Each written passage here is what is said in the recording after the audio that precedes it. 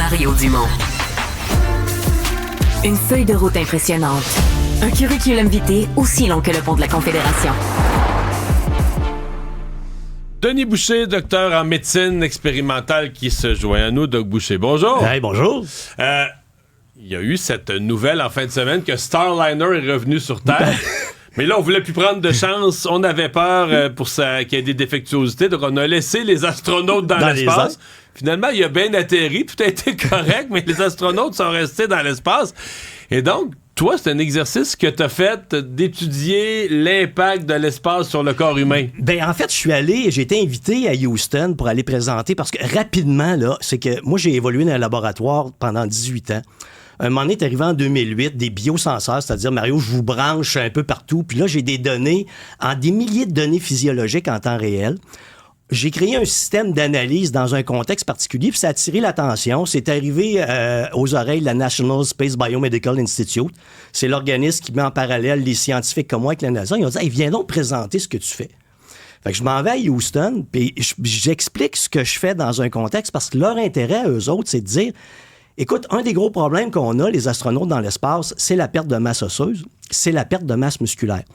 On a besoin de les mesurer en temps réel, puis on a besoin de trouver des outils, il y a pas d'autres qui appellent ça des contre-mesures, un grand terme scientifique, pour arriver à prévenir la perte de masse musculaire dans l'espace. Parce qu'ils font des exercices dans l'espace obligatoires. Là. 2 heures d'exercice par jour, mais ça réussit pas à contrer la perte de masse musculaire. Tu sais, rapidement, là, s'ils font rien dans l'espace, en 11 jours, ils ont perdu 20% de leur masse musculaire. Parce qu'ils sont en apesanteur. Notre première ligne de résistance pour le corps humain, là, c'est ici, là, c'est autour de nous. Juste se tenir. Juste se tenir, lever un bras contre la gravité. C'est ce qui te fait que notre corps réagit. Il dit, hey, il faut que je maintienne une masse musculaire. Mais en apesanteur, là, tout ça disparaît d'un coup sec. Tu flottes. Il n'y a rien qui se passe. Donc, ton corps, lui, perd ses mécanismes de dire, OK, j'ai une résistance, je vais m'adapter, là, j'en ai plus, je perds toutes mes capacités. Donc, nous autres, ce qu'on a dit, bien, voici comment on mesure le corps humain en temps réel, voici comment on le fait.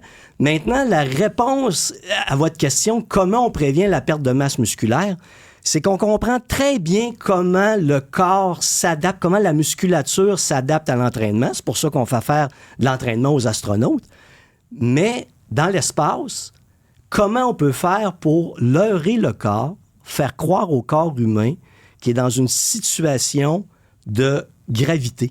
Et c'est là le lien. Je vous dis, j'ai pas encore la réponse, là. Je suis encore en train d'y réfléchir parce que notre réponse c'est de la charge mécanique. Si je lève, je fais des biceps, mon biceps va grossir parce que je m'entraîne. Et là, c'est toute cette dimension-là de dire comment on va y arriver. On va-tu y arriver par médicaments? On va-tu y arriver par d'autres concepts? C'est là-dessus que je réfléchis depuis des années, mais c'est un monde fascinant. Ouais. Parce qu'il y a un paquet vraiment de contraintes là, dans l'espace. Comme eux là, qui devaient... Parce qu'il y en a qui partent, ça va dans la station spatiale, ils le savent. Là, ils partent pour 6 mois ou 4 mois. Mais là, eux étaient partis pour 2-3 jours. Puis là, finalement, ça va être 8 mois.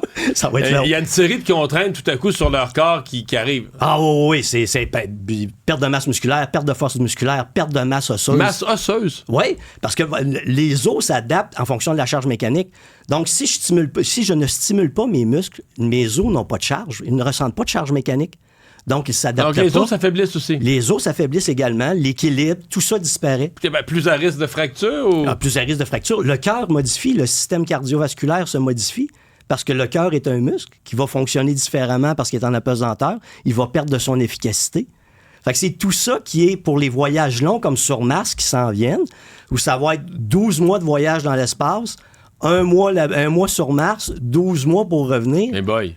Là, la question, c'est comment on va faire pour prévenir ça. Puis c'est là qu'arrivent des gars comme moi, qu'on se met à réfléchir là-dessus, puis qu'est-ce qu'on fait dans le contexte. Puis on a des contraintes absolument bizarres. Je vous donne un exemple. Les senseurs qu'on met, la chose qu'ils m'ont dit, ben là, Denis, si jamais tu nous proposes des senseurs, là, on n'a pas de laveuse à linge, nous autres, dans l'espace. Là.